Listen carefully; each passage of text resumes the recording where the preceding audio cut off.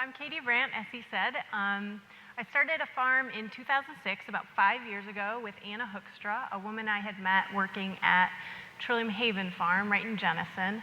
And not all of you may find that you want to do a community garden or start your own farm, but there are lots of ways that you can be involved in this movement. And it could be buying organic from 3,000 miles away, if that's better than buying non-organic from 3,000 miles away. Hopefully, though, it's buying something local, joining a CSA, going to farmers markets, gardening in your own backyard, okay? A lot of the practices that are considered kind of outdated are being repurposed for the new movement in agriculture. This is a picture of Eric Nordell tilling his garlic with horsepower, so totally climate-friendly farming. We also have Fulton Street Farmers Market, which is packed on a Saturday morning with all the customers there. And this is a couple of our CSA members and their kids. They came out for a potato dig at the farm, an event that we host every year. So I'm going to start out by talking about a few of the serious problems we have with how we grow our food, and then I'm going to go on to more positive things that you can do with that. Crop varieties are enormously diverse. However, we're actually losing them faster than we're losing wild species. This is particularly important because this is the food we eat, and this is what we're going to rely on. That genetic information in those seeds is what allows us to be ready for changes in climate, to be ready for feeding a growing population. Another serious problem, obviously, is pollution from pesticides and herbicides. And this has multiple effects, right? So this farmer is spraying probably a fungicide on these tomatoes. The tomatoes, as you can see, are right on the plants, and it's getting right on the surface of those. But it's also getting into his body, the man who's spraying it. It's getting into the clouds and the precipitation and maybe into your well, if you live in the country and have water from a well. Unfortunately, here in Michigan, almost all of our precipitation, all of our rain and snow has some atrazine in it. And this is a chemical that's used in about 90% of cornfields, and it makes its way into our body where it causes numerous problems. Okay? This is actually an overhead view of my farm, and as you can see, even though we grow a lot of crops, most of our neighbors just grow corn. There is one farmer nearby that does lettuce and radishes. There's a farmer to the north of me that occasionally will grow soybeans to add a little nutrients to that corn. But this actually prevents us from ever being able to grow corn ourselves because the pollen's blowing in from the neighboring fields, and we're not able to ensure our customers that there's not genetically modified genes in the corn we're selling them. Fortunately, there's a lot of change and a lot of awareness that's coming about, and part of this is because of the oil and climate crises. People are attempting to live in ways and eat in ways that won't exacerbate these problems. Also, the recession has some people have found themselves out of work and considered sustainable agriculture as an option. Agribusiness and some of the excesses of Monsanto and Dow and ConAgra also play into kind of helping along the sustainable agriculture movement by making obvious some of the problems with our current system.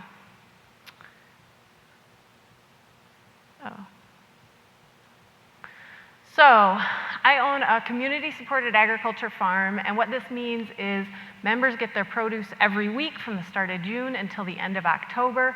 They need to learn to cook it. They actually come out to the farm and help grow the food. only for 3 hours a year, but enough to just see what goes into it. And then the contributions that people make by helping out on the farm help us to grow really high quality food, and most importantly for nutrition, it gets to the CSA members the same day that it's picked. Oops.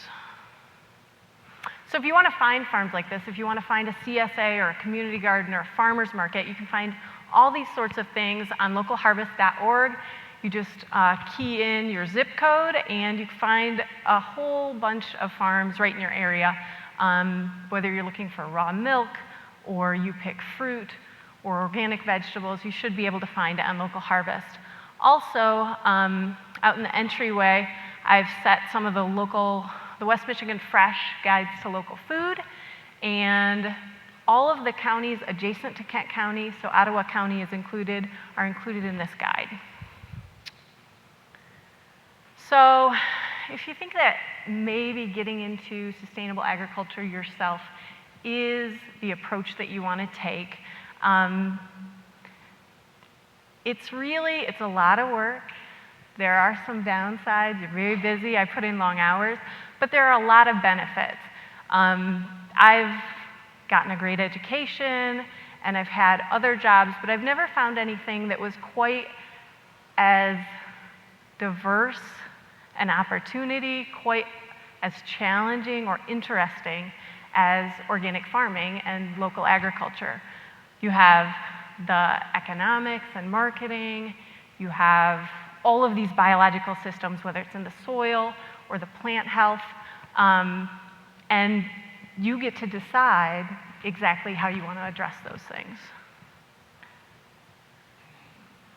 So, ways that you could get involved in sustainable agriculture, certainly you could find a job. Most small local farms are very reliant on labor.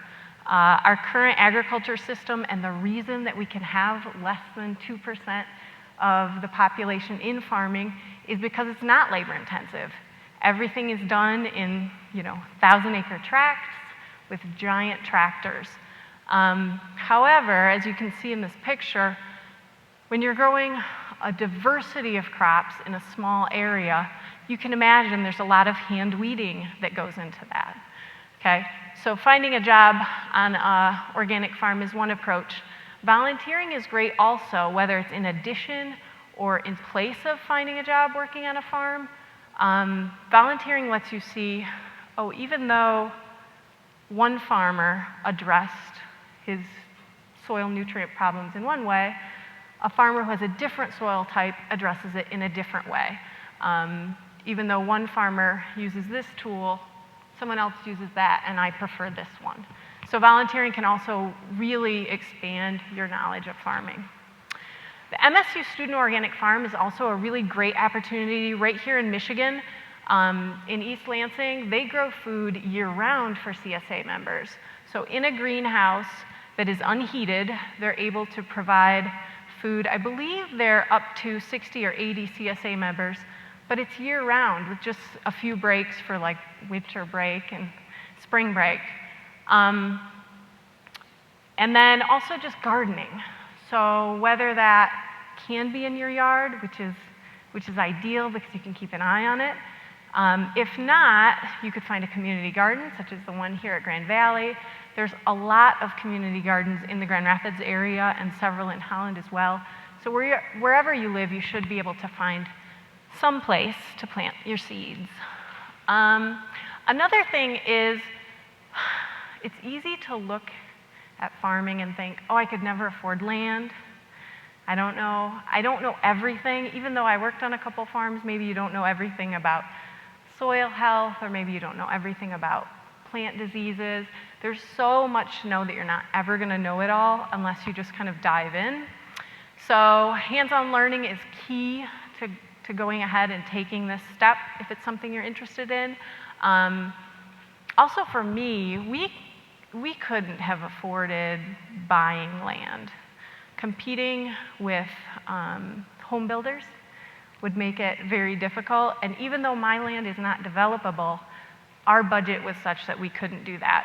Leasing land is a great option, and you may not realize this, but you can lease an acre for about $100 or $125 right here in Michigan of good soil. So that makes it much more accessible to people who are of lower income, like I was. Another option is looking at the Brookfield spreadsheets. These are available online for just 25 bucks. And what this allowed me to do my first year of starting the CSA was I filled in how many CSA members I had, and the spreadsheet just calculated, okay, you are going to need for 30 CSA members, I don't remember exactly, but it was probably about 200 feet of green beans.